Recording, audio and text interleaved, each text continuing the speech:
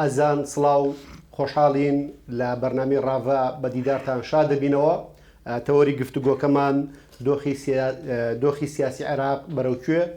بە میوانداری زۆر بەڕێز کاگرۆڤ ڕەباتی کارگێڕی لقی چواری پار دیموکراتی کوردستان. کاگرۆڤ خۆشحاڵین و بەخێر بێت. زۆر سپاسانەکەم، زۆر سپاس بۆ ئەم فرسەتە و سپاس بۆ بینەرانی سلێمانی تیڤی. کاگرۆڤ هەروهای مش خۆشحاڵین و جەنابە دۆک و چاودێرێکی سیاسی سەبارەت بە دۆخی سیاسی عێراق و دوای هەڵبژاردنەکانی دەی 2021 دۆخی سیاسی عێراق جۆرێک لە هەڵچوون و کەفکۆڵی پێوە دیارە، پێکێنانی کوتەلی سیاسی جیاواز، ئارایی جیاواز و تا ڕادەیەکیش لە هەندێک شوێن یەکگرتنی بەرژەوەندیەکان و لە زۆر شوێنیش پەردبوونیان جێگەی مشتومڕی چاودێرانی سیاسیە و ناوەندەکانی توێژینەوە، ناوەندە سیاسیەکان، ناوەندە میدیایەکان لە بەتایبەتی لە دوای سەری ساڵەوە فۆکسێکی گەورە خەنە سەر دۆخی سیاسی عێراق و شۆڤەکردنی ئەم دۆخە و بینین کە بۆ نمونە لەسەر ئاستی ناوچەیش و لەسەر ئاستی هەرێمایەتی فشارەکان بۆ دەزۆردان لە کاروباری عێراق دۆخی جیاوازی بەخۆیەوە بینیوە و لەمپەر و ئەستەنگی جیاواز بۆ پرۆسی سیاسی عێراق دروستەکرێت سەرباریەوەی کە لە ناوخۆی عێراقا هەوڵێکەیە کە پێکێنانی حکوومەتی نوێی عێراقی ئەم جارە بۆ نمونە دۆخێکی تازە بەخۆیەوە ببینێت و هەوڵ بدرێت ئەو دۆخی کە لە 18 ساڵی ڕابردوو لە دوای پرۆسی ئازادی عێراقەوە هەیە تێپەڕێنرێت، دۆخێکی نوێ بهێنرێتە ئاراوە، باز لە زۆرینەی نیشتیمانیەکرێ، باز لە گۆڕانکاری بنەڕەتی و جەوهریەکرێ لە عێراقا، بەڵام دۆخەکە ناوبەناو لە هەڵقشان و داخشانایەوە وا خوێندرێتەوە کە پرۆسەکە پرۆسێکی سەخت بێت و لەمپەری زیاتریشی بۆ دروست کرێ. پێم خۆشە بە پرسیارێکی گشتی دەست پێ بکەین لەوەی کە لەگەڵ نزیکبوونەوە لە وادەی قسەکردن لە هەڵبژاردننی سەرۆکۆماری عێراقا و پێکێنانی کابینەی وەزاری حکوومەتە دۆخەکە گەرموگوڕی زیاتری بەخۆی بینیوە. جەنابە دۆک و چاودێرێکی سیاسی کۆی ڕووداوەکانیان دۆخە سیاسیەکە چۆن نەخوێنیتەوە؟ بەڵێ زۆر سپاسەکەم کاکە سەربەز بێ گومان ئەگەر ئێمە بگەڕێنەوە بۆ باگراوندی عێراق وەکو دەوڵەتێکی نوێ لە دوای پرۆسی ئازادی عێراقەوە لە 2023 و زیاتر لە 18 ساڵە عێراق وەکو وڵاتێک وەکو پانتایەکی جوغرافی بەڕاستی هەمیشە جێگای ململانی و بەرژەوەندیە سیاسیە ئەمنیە ئابوووریە جیاوازەکان بووە، چی لەسەر ئاسی ناوخۆی عێراق و چی لەسەر ئاسی ئیقلیمی و نێودەوڵەتی. ئەمە خەسەتی ئەم دەوڵەتە بووە بەڕاستی کە تا ئێستا ئەتوانین بڵێن عێراق وەکو دەوڵەت ئیستیقرارێکی سابت و بتە و جێگری بەخۆیەوە نەبینیوە. وەکوتم ئەم هۆکارانە هەیە، هۆکاری زاتی و هۆکاری مۆزوعی هەیە، هۆکارە زاتیەکان ئەگەڕێتەوە بۆ بەرژەوەندیە جیاوازەکان و ململانی هێزە سیاسیە ناوخۆیەکان و دەگەڕێتەوە بۆ ئەوەی کە دیسانەوە لەسەر ئەساسی ڕوئیا و تێڕوانین و جیهان بینیەکی تایفی و مەزهبی سەیری پرسی دەسەڵاتدارەتی و حکومداری ئەکرێ لە عێراقا لەلایەن هێزە گەورەکانەوە و ئەگەر بگەڕێنەوە بۆ ئەو دەستورەی کەوە زیاد لە سەتانەوەتی عێراقیەکان دەنگیان پێەیە، ئێوە دەزانن کاکە سەربەست تا ئێستا زیاد لە 55 مادەی ئەم دەستورە پێشێل کراوە. ئەم پێشێلکردنی مادانە هەمووی پێویستە بە داخوازی و داواکاری و ماف و ئازادی خەڵقی عێراقەوە بە جیاوازی سیاسی ئەتنی نەتەوەییەوە. بۆیە لەسەر ئاسی فاکتەرە زاتیەکان و فاکتەرە ناوخۆیەکان من هەستەکەم پشکی خەتاکان ڕوبڕووی نامونسەجمی و نەگونجان و نەخوێندنەوەی هێزە سیاسەکانە گەڕێتەوە لە بەرامبەر یەکتریە. لە بەرامبەر فاکتەرە مۆزوعیەکانە من پێم وایە تموحی هێزە ئیقلیمیەکان و هێزە نێودەوڵەتیەکان و ململانەی نفوزی ئەمانە لە ناو عێراقا هەمیشە تموحێک بووە کە هەر لایە و هەوڵیاوە لە پێناوی بەرژەوەندی خۆیان مەسەلەی دەسەڵاتدارەتی و حکومدارەتی عێراق ساخ بکاتەوە. ئەمانە وەکو فاکتەر گەلێکە باسم کرد لە پرۆسی ئازادی عێراقەوە لە 18 ساڵ پێش ئێستا و ئێستاش کە ئێمە پێێنینە پرۆسی پێنجەمین دروستکردنی حکوومەتەوە بەڕاستی دەبینین ئەشکالاتێکی زۆر هەیە سەرڕای ئەوەی کەوا لە هەڵبژاردننی دەی 2021 بە قەناعەتی من یەکێک بوو لەو هەڵبژاردنانەی کە ئەتوانم بڵێم دیزاین و خەریتی سیاسی عراقی گۆڕی وە موئەشیرێکە بۆ ئایندەی ئێمەش لە هەرێمی کوردستان طبعاً ئێمە مادەم بڕیارە لەگەڵ عێراقا بین و وەکو هەرێمێک لەبەرەوە تەسیراتە سلبی و ئیجابیەکانی شێوازی دەسەڵاتدارەتی و ململانەکان لە عێراقا بەر ئێمەشەکەی و بە ئێمەشەوە پەیوەستە بۆیە من پێم وایە ئەم پرسە پێویستی بە هەڵسەنگاندن و پێوە و پێوانەیەکی یاسایی و سیاسیانە هەیە و ئەمە بوعدی تەحلیلی هەیە ئەبێت زۆر بە وردی سێری پرۆسەکە بکەین و قەناعەتم وایە لەم پرسەدا تەداخلاتی ئیقلیمیش هەیە تەسیراتی ئیقلیمی هەیە بۆ ئەم پرسە بۆیە نابێ ئەوانە بەنادی دەبیگیرێ بەڵام ئەگەر بەرژەوەندیە باڵاکانی عێراق وەکو دەوڵەت و بەرژەوەندیە باڵاکانی عێراق وەکو پێکێنەرەکانی چ لە ڕووی ئەتنیەوە چ لە ڕووی مەزەبیەوە چ لە ڕووی سیاسیوە لە بەرچاو بگیرێت پێویستە هێزە سیاسەکان و ڕموزە سیاسەکانی عێراق بە سیاسەتێکی حەکیمانە بڕوان ئەم پرسە و یەکلایی بکەنەوە و بە شێوازێکی لۆژیکیانە سێری پرسەکە بکەن و خۆیان بە دوور بگرن لە ئینفعالاتی سیاسی و لە هەڵوێستی توندوتیش بەرامبەر بەم پرسە. کاگرۆڤ باسی ململانی و بەرژەوەندیە سیاسی جیاوازەکانت کرد بە تایبەت ئەگەر لەو ڕوانگەیەوە سەیریکەین قسەیەکی باو هەیە لەو 70 ساڵی ڕابردووە کاڵێن لەسەر دۆخ و چارەنووسی عێراقیەکان دوایین کەسن کە قساکە و خەڵکانێکی دیکە هێزگەلی دیکە دەوڵەتانی دیکە لەسەر دۆخی سیاسی عێراق لەسەر چارەنووسی عێراقیەکان کاریگەری زۆریان هەیە پەیوەست بەمەوە جەنابەت باسی ئەوت کرد کە دۆخی عێراق پەیوەست بە هەرێمی کوردستان بە بەرژەوەندیەکانی خەڵکی کوردستانەوە و بە کارنامەی پار دیموکراتی کوردستانەوە پەیوەستی ئەم دۆخە پێم خۆشە لەو ڕوانگەی و تەماشا بکەین کە پار دیموکراتی کوردستان کە لە دوای هەڵبژاردنەکانەوە کۆمەڵێک دەست پێشخەری هەبووە بۆ بەشداریکردن لە حکوومەت پێکێنانی حکوومەتێکی نیشتیمانی چارەسەرکردنی ئەو ناکۆچیانەی کە لە نێوان هەرێم و بەغداد هەیە و جێبەجێکردنی دەستوری عێراق کە کورد پێی وایە بەشێک لە مافەکانی لەم دەستورەیە جێگەی کراوەتەوە و پەیوەستیش بۆی کە پارتی با گڕوتینێکی باشتر لە پرۆسەکە هاتە پێشەوە بە تایبەتی ژۆکۆی کە جەنابەت باست کرد پارتی وەکو کوتلەی گەورە و هێزی گەورە و براوەی باشووری کوردستان ئەجندایەکی تایبەتیە خوێنەوەی تۆ چییە بۆ بە تایبەت بۆ ئەوی کە پارتی لەم هاوکێشە سیاسیە جموجۆڵی داینامەکیە کات لە ناوخۆی کوردستان لەگەڵ هێزولایەنە سیاسەکان لە بەردەوام لە کۆبوونەوەیە بووە و هەوڵیاوە پاکێژێکی یەکگرتو لەسەر مافە بنچینەکانی خەڵکی کوردستان لەسەر مادی 140 دەرکردنی یاسای نەوت و غاز دروستکردنی ئەنجومەنی فیدراڵی لە بەغداد و گەڕانەوەی بووچە و موچەی خەڵکی کوردستان و دوورخستنەوەی لە تەدەخلاتی سیاسی و حیزبی و مەسەبی کۆمەڵێک ئەجندای هەیە و لە پاڵیشیا پارتی کاندیدی هەیە بۆ پۆستی سەر کۆماری عێراق جدیەتی پارتی چۆنە بینید لە مامەڵەکردن لەگەڵ دۆخی نوێی عێراق بەڵێ زۆر سواز من قەناعەتم وایە ئێمە بۆ تەرجمەکردنی خطابی سیاسی پارتی لەم پرسەدا بۆ وەڵامی پرسیارەکەت پێویستە بگەڕێنەوە بۆ هەڵوێستە سیاسەکانی پارتی دیموکراتی کوردستان لە کابینەکانی پێشتریشە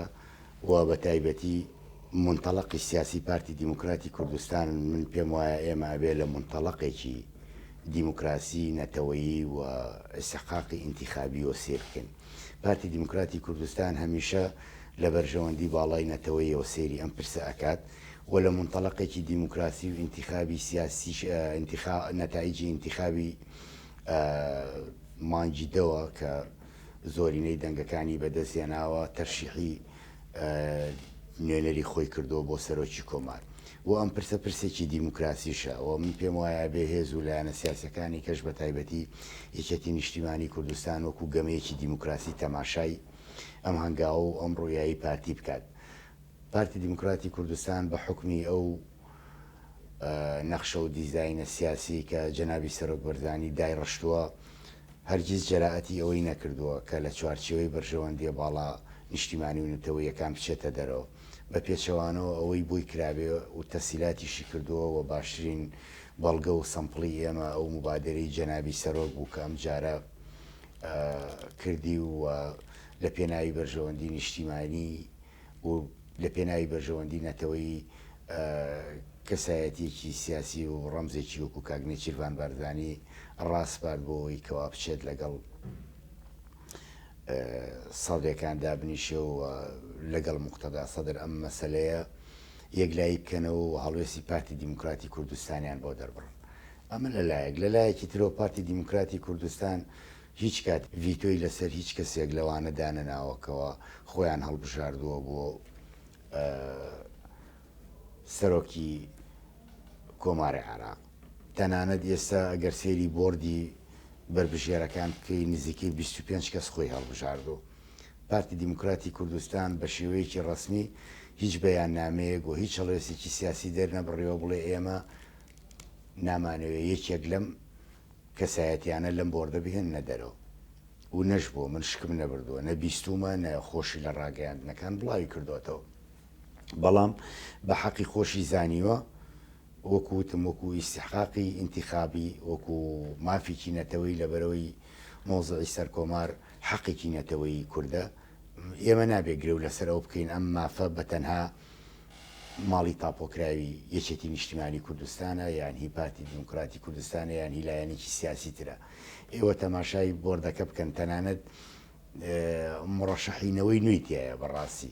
کە هێزێکی سیاسی نوێ و کەسیش ڕێگری لێ نەکردو و ڕەشەحی خۆشی داناوە مەعلم ئەوان ئیدعای ئۆپۆزیسیۆنی شەکەن کە لە ڕووی سیاسی و ئەشکالێکە ینی هێزی ئۆپۆزیسیۆن نابێت نوێنەری هەبێ بۆ مؤسساتی تەنفیزی و تەشریعی و قەزایی لە پێکێنانی حکومەتی عێراقدا. ئەگەر لەم ڕوانگەیانەوە سیر بکەین پێم وایە پارتی دیموکراتی کوردستان ئەتوانێت بە مبادرەی تر و بە هەڵوێستی تر بتوانێت ئەم جوڵانەی کە ئێستا وەکو خۆ دوتت هەژانێکی دروست کردەوە بەڕاستی لە ئاسی پرسی سیاسی و حکومداری عێراقدا و بە تایبەت بۆ پرۆسی هەڵبژاردننی سەرە کۆمار. پارتی دیموکراتی کوردستان کەسایەتیەکی بەهێزی خۆی کە جەنابی کاگوشیار زێباریە ئەندامی مەکتەبی سیاسی ئەم حیزبەیە و کەسێکی دەوڵەمەدارە و پێشتر لە تەشکیلەی حکومەتی عێراقیە پۆستی بەرزی هەبووە وەزارەتی هەبووە سەرڕایەوەی کەوا ناحەقیەک بەرامبەری کرا لە پێشترا لە پێناوی ململانەیەکی سیاسیە قەزەیەکیان بۆ دروست کرد ئەو قەزەیەش دوای ساغ بووە بەڕاستی لەلایەن موسساتی پەرلەمانیۆ و لەم ماوەی پێشوشا خۆمان بینیمان و بۆ هەموو ڕایگەشتیشی ئەعلان کرا کە جەنابی کاگوشیار زێباری هەموو مەرجەکانی تایە وەکو کەسایەتیەک خۆی هەڵبژێرە بۆ سەرە کۆمار. لەبەرەوە پێم وایە ئەم مەسەلەیە یەکلایی بۆتەوە بەنیسبەت هەڵوێستی سیاسی پارتی و یەکلایی بۆتەوە بەڕاستی وە پارتی پاشەکشە لەو هەڵوێستی خۆی ناکات وە سوورە لەسەرەوەی کابێت نوێنەرەکەی خۆی بە پێ و تەحالف و هێز سیاسی کە هەیە بیگەێنێتە ئەوەی کە ئیستیحقاقە نەتەوەیەکەی خۆی وەربگرێت کە سەرۆکی کۆمارە لە بەرامبەریشدا ڕێگەی لە هیچ لایەک نەگرتووە بەڕاستی ڕێگەی لە هیچ لایەک نەگرتووە کەوا نوێنەری خۆی هەڵبژێرێ بەڵکو وتم پارتی دیموکراتی کوردستان وەکو گەمەیەکی سیاسی و دیموکراسی سێری ئەم پرسە ئەکات و وەکو ئەڵێ پانتایەکی بەرفراوان و هەموو هێزەگەتوانێت توانا و قدرەتی سیاسی و گرێوی سیاسی خۆی تیا تاقی بکاتەوە. کاگڕۆ باسی پۆستی سەرۆک کۆمار و کاندیدی پارتی دیموکراتی کوردستانت کرد لە 4 ساڵیان 8 ساڵی ڕابردوو ئێمە ینی لەو بابەتی دابشکردنی پۆستەکان و هەندێک جار یەکلاکردنەوەی پۆستەکە بە تایبەتی لە خولی پێشوو لەلایەنی کردی شمانی کوردستان بەبێ ئیجماعی کوردی ینی دەنگۆیەکی زۆری دروست کردووە لەسەر ئاستی چاودێرانی سیاسی و شەقامیش قسەی زۆر لەسەرەوە کرێت کە پۆستەکان پۆستێکن ئەوەندەی کە هەندێک جار لە خزمەتی تاگە کەسیا بوون و ئەجندای حیزبێک گیان باڵێکی ناو حیزبێکی گەیاندووە ئەوەندە دەربڕی ئیرادەی خەڵکی کوردستان نەبووە. یان یەکێک لەو شتانەی کە خەڵک چاوەڕوانی هەیە ئەوەیە کە ئەم جارە ئەو پۆستانە بە خەڵکانی شیا و شایستە پڕبکرێنەوە و پۆستەکان لە دوای 4 ساڵی خولی پەرلەمانی بەرهەمێکی هەبێت چ لە ئاستی پەرلەمان چ لە ئاستی وەزارەتەکانی حکوومەتی عێراقی چ لەسەر ئاستی پۆستی سەرۆکۆماریش کە پشکی کوردە و کورد چاوەڕوانی هەیە لە ڕێگەی ئەو بەشداریانەی کە هەیەی لە ناو پەرلەمان لە ڕێگەی 6 پەرلەمانتاری لە ناو پەرلەمان لە ڕێگەی کوتلە وەزاری کوردیەوە لە ناو ئەنجومەنی وەزیرانی عێراقیە لە ڕێگەی پۆستی سەرۆکۆمار کە پۆستێکی گرنگی سیادیە چاوەڕوانی بەرهەم بکرێت و ئەم پۆستانە تەنها بۆ کات بەڕێکردن و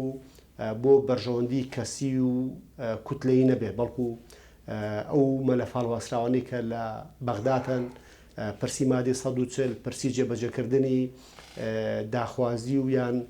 پشک و بەشی هێزی پێشمەرگەی کوردستان لە منزومەی دیفاعی عێراقی گەڕانەوەی ئێستحقاقی دارایی خەڵکی کوردستان و سەلماندنەوەی ئەو مافەدارایانی خەڵکی کوردستان زۆر مەلەفی دیکە لە بەغداد هەڵپەسێراون کە هەندێک جار لەلایەن هەنێک لە نوێنەرەکانی کوردەوە باشی نوێنەرایەتی نەکراوە بنمونە بگەڕێنەوە بۆ خولی پێشووی پەرلەمانی عێراق ئێمە کوتلەیەکمان بینی بە ناوی کوتلەی هیواوە کە بەشی لەو پەرلەمانتارانە بەدەنگ و لەسەر ئێستحقاقی خەڵکی کوردستان چوونە بەغداد بەڵام ئەوەندەی خزمەتی مرکزێتی عێراق ئەوەندەی خزمەتی پرسی عروبە و ئەوەندەی دژایەتی مافەکانی خەڵکی کوردستانیان کرد ئەوەندە لە خزمەتی قەزەی کوردی و داخوازیەکانی خەڵکی کوردستانە نەبوون لەم سۆنگەیەوە خوێنەوەی جەنابەت بۆ پۆستی سەرۆکۆمار و بایەخەکەی لەوەی کە لە ڕێگەی جێبەجێکردنی دەستوری عێراقیەوە خزمەت بە قەزەی کوردی و خزمەت لە کۆتایە بۆ مەلە فاڵواسراوە نەبکات بۆ هەرێمی کوردستان. بەڵێ بەڕاستی من متفقم لەگەڵ تەفاسیلی پرسیارەکەتا و ئەو شیکردنەوەی کردت بە تاکید من هاوڕاتم لە ڕاستیدا ئێمە ئەگەر بین سیری ئەدای ئەندامانی ئەنجومەنی نوێنەرانی عێراق بکەین بە تایبەتی کوردەکان کە ئەڵێم کوردەکان مەبەستم هەموو لایەنە سیاسیەکانە من پێم وایە گروپێک لەوانەی کە خۆیان بە ئۆپۆزیسیۆن ئەزانی و ئەو گروپە توانم بڵێم لە ژمارەی پەنجەکانی هەردوو دەستێ ناپەڕن ئەمانە خەڵقانێک بوون زیاتر لە بەرژەوەندیەکی ئایدیۆلۆژی و حیزبی شخصی و تایبەتی و سەیری پرسەکەیان کردووە نەک لە با بڵێن ڕوانگەی بەرژەوەندی نیشتیمانی و نەتەوەییەوە بۆیە ئەمانە هەڵوێستیان دیار بووە هەڵوێستیان لە دوجاردا کاکە سەربەست هەڵوێستی ئەوانە بۆ شەقامی عێراقی و شەقامی کوردیش دەرکەوت کە ئەمانە خەڵقانێکن بەڕاستی نوێنەرایەتی ڕاستەقینەی خەڵکی کوردستان ناکەن و نوێنەرایەتی ڕاستەقینەی شەقامی عێراقیش ناکەن بۆ چونکم ئێمە وەکوتم لەسەر ئەساسی ئەو دەستورە کە زیاد لە سەڵتانەوەتی عێراقیەکان بە کورد و عەرەب و لە ناو عەرەبی شابە شیعە و سنەوە دەنگیان پێیاوە و بە کەمانەتەوایەتیەکانەوە ئەم دەستورە تام چرکە ساتانەی من قسە لەگەڵ تۆواکەم وەکوتم زیاد لە 55 مادەی پێشێل کراوە و نەتوانراوە بخرێتە واری کردداری و پراکتیزە بکرێ ئەم نوێنەرانە ئەوایە پێشتر کاریان لەسەر جێبەجێکردنی ئەو بڕگە و بابەتە دەستوریانە بکردە بە تایبەتی وەکو خۆت ئاماژەت پێیا کە مادەی سەڵچلە و پرسی میزانەیە و پرسی داخلبوونی ئیستحقاقاتی پێشمەرگەی کوردستانە وەکو بەشێک لە مەنزومەی دیفاعی عێراقی و پرسە هەڵواسراوەکانی دیکە بەڕاستی بەداخەوە ئێمە گیرۆدەی عەقڵەتێکی سیاسی بووین لەلایەن هێزە سیاسی عێراقیەکانەوە دەرگیر بووین لەگەڵیانە و چەندین جار جەنابی سەرۆکبەردانی ئاماژەی بۆ خەلەلەیەوە کە بنەما و پرانسیپی شەراکەت و تەوافق و تەوازن تێک چووە ئەوە یەکێک بوو لەو بنەمایانی کە لە دوای پرۆسی ئازادی عێراقەوە حکومەتی لەسەر بنیادنا و عێراقی نوێی لەسەر دروستکرایەوە بە پێچەوانەوە تا ئێستاوان نەیانتوانیوە ئەم پرەنسیپە جێبەجێ بکەن لە بەرامبەر مافەکانی هەرێمی کوردستاندا وەکو هەرێمێکی دانپیانرا و هەرێمێکی دەستوری لە ناو عێراقا بۆیە ئێمە ئەمە شکالانەمان بۆ دروست بووە کە ئەو هێزانە بەڕاستی لە ڕوانگەیەکی تایفی و مەزهەبیەوە نەک لە ڕوانگەیەکی با بڵێن عێراقی و دەستوریەوە مامەڵەیان کردبێ لەگەڵ ئێمە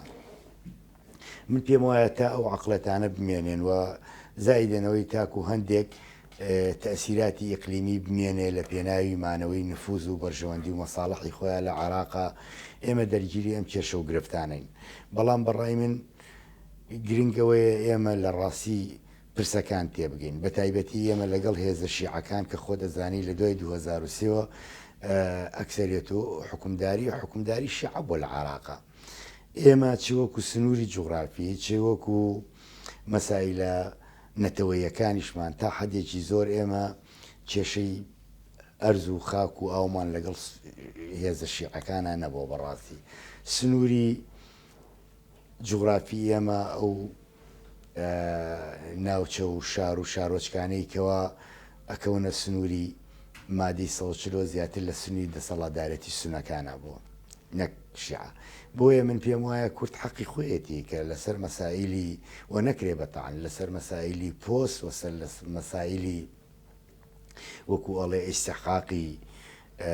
میزانی خۆمان و پێگەی کورد لە ناو دەسەڵاتدارەتی عێراقا شەڕ بکەین و ئەمە نەکرێ بە تعلیقێک وەڵا پارتی دیموکراتی کوردستان زیاتر هەوڵی پۆست و هەوڵی با بڵێن دەستکەوتنی مادی و ئەوانایە. ئەو یەک ئیستحقاقێکی دەستوری ئێمەیە، دوو ئێمە ئەبێ پێگەمان هەبێ، ئێمە بێ لە مەراکزی قەراری حکوومەتی عێراقیا بین.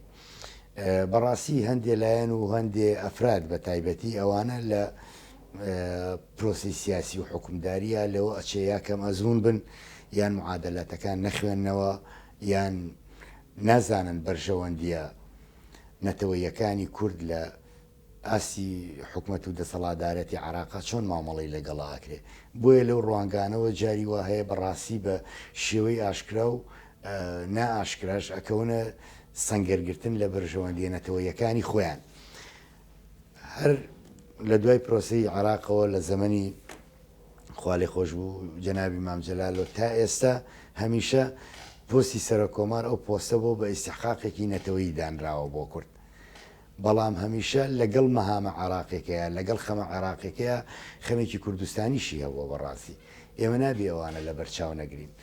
بۆیە قەنەعەتم وایە پارتی دیموکراتی کوردستان بۆ ئەم پرسە بەرنامەیەکی متەکامل و شاملی خۆی هەیە، چ لەسەر ئاسی ئیستحقاقی نەتەوەیی و لەسەر ئاسی مەسئولیات و با بڵێن بەرپرسیارەتی لەناو دەسەڵاتدارێتی عێراق و جونگەی حکومڕانیدا واتە ئێحساسە عێراقێکە لە بەرچاوەگرێت و بەرژەوەندی گشتی لە بەرچاوەگرێت. ئێمە گەشتوینەتەوە قەناعەتێکەوە پارتی دیموکراتی کوردستان وا سێری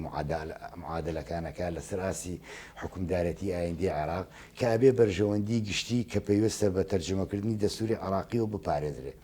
و بەرژەوەندی ئێمەی نەتەوەیش بەشێکە لەو بەرژەوەندیکەوە بەرژەوەندی گشتی و لە عێراقا هەیە. بۆیە هەر سرە کۆمارێک ئەگەر بێت و مامەڵە لەسەر پۆستەکەەوە لەسەر پێگەکە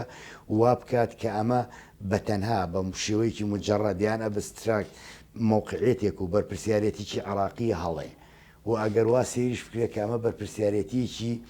نەتەوەیی و کووردە هەردیسانەوە هەڵەیە. بۆیە بەڕاستی ئەبێ ئەو تەوازنە ڕابگیرێ و ئەو بەڵانسە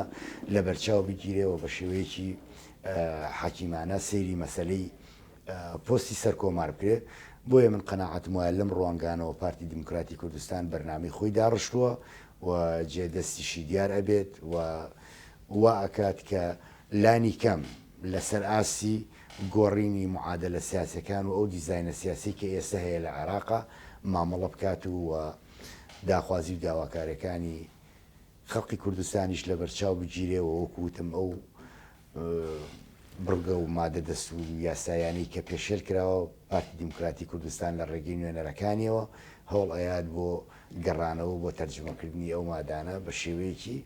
ئیستحقاقی. کاگڕۆڤ دەست خۆش بێ و بەرە کۆتایی بەرنمەکە ئاچین. بەڵام لەم خەمە کوردستانیەوە کە جەنابەت باسیەکەی ئەگەر ئێمە سەیری ئەو گۆڕانکاریانە بکەین کە لە دۆخی سیاسی عێراقا هاتۆتەکایەوە نێوماڵی سونی ئێستا نێوماڵێکی تا ڕادەیەک یەکگرتو و خاوەن پرۆژەترا بەراورد بە ڕابردوو. نێوماڵی شیعی ئەگەر جۆرێکیش لە پەرتەوازەیی هەبێ بەڵام بە حکمی زۆری نەبوونی شیعە هەمیشە باڵەدەستیەک و هەژمونێکیان بەسە حکومڕانی عێراقا هەیە و کەمتر لە بەردەم مەترسیان بەقەدرەوەی کە کورد هەم بەلایەک بەراورد بە عەرەب کەمینەیە و کۆمەڵێک ئیشکالیاتی جیاوازیشی هەیە و کۆمەڵێک خەمی گەورەی نیشتیمانی هەیە لە سەروشیانەوە پرسی ناوچە کوردستانیەکانی دەروی داری هەرێمی کوردستان و یەکلاکردنەوەی ئەو بابەتەیە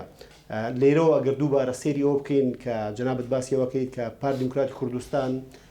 ئەجندا و استراتیژێکی نیشتیمانی هەیە تا چەند گرنگە هێز و لایەنە سیاسیەکانی دیکە و بە تایبەتی ژێکێتی نیشتیمانی کوردستان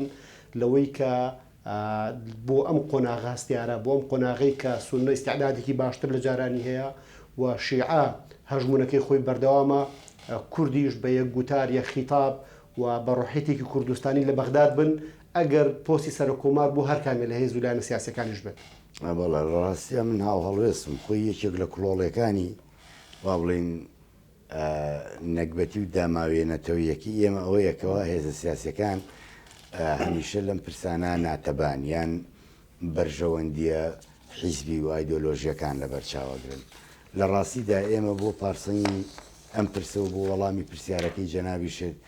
تەنها هۆکارێک کە بتوانێت ئینقازمان بکەوە گرەوی سیاسیمان پێبرێتەوە لە ئایندەی دەسەڵاتدارەتی عێراقا تەنها یەکگوتاری و یەکگرتن و یەکبوونی ڕیزی هێزە سیاسیەکانی کوردستانە بە ئۆپۆزیسیۆن و بە دەسەڵاتداریشەوە بە هێزی گەورە و بە هێزی بچووکەوە بەڵام مەسلەی پرەنسیپی نیشتیمانی و نەتەوەیی و مەسئولیاتی کوردستانی بوون لەسەر هێزی بچووک و هێزی گەورە ناپێوەرێ بەڕاستی ئەمە پرەنسیپە ئەمە مەبدا ئەبێ تۆ لە استراتیژ و لە گوتاری سیاسی خۆتا